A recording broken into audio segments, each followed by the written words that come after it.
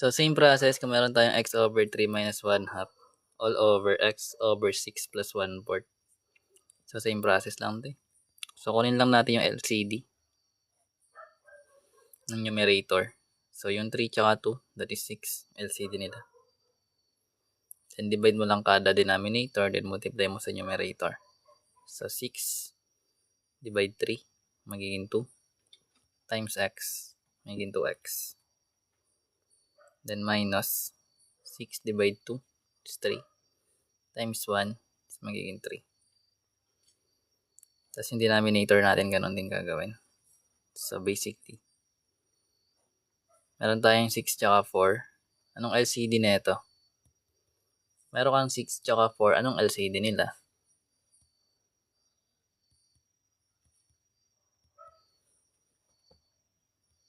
That is 12. That's correct. So, copy mo yung 12. Then, ba't 24? LCD bang 24? Diba pag sinabi nating LCD is least common denominator? So, yung L24 nation, hindi joke lang. So, meron tayong 12 divide 6. Magiging 2. Times yung x. Magiging 2x. Then, merong plus. Copy natin. Then, 12 times 4 is 3. Times 1, magiging 3. Then, cancel. Joke. Then, kapag ganito yung format, guys, sabi natin, di ba? Multiply mo tong numerator mo dito sa denominator. So, magkakaroon tayo nun ng numerator na 2x minus 3 times yung 12. Tapos, yung denominator mo dito naman sa numerator ng denominator mo.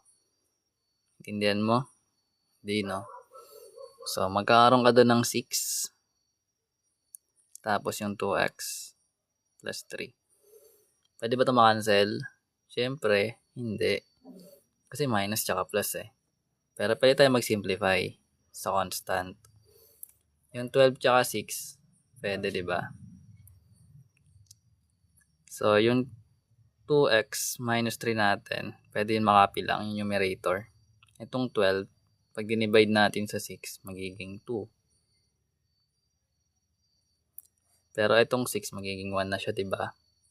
So, pag tinimes natin dito sa 2x plus 3, 2x plus 3 pa rin yung lalabas.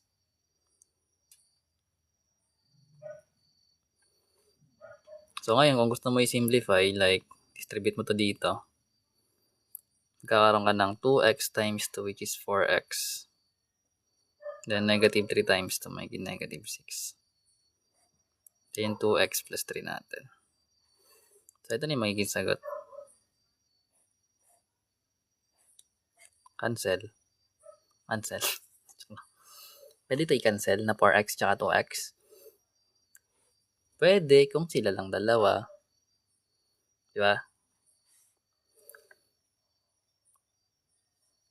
Nanto ka, natulog lang ani. Pinipigilan ko ba kayong matulog? So, magkakaroon tayo ng 4x minus 6 over 2x plus 3.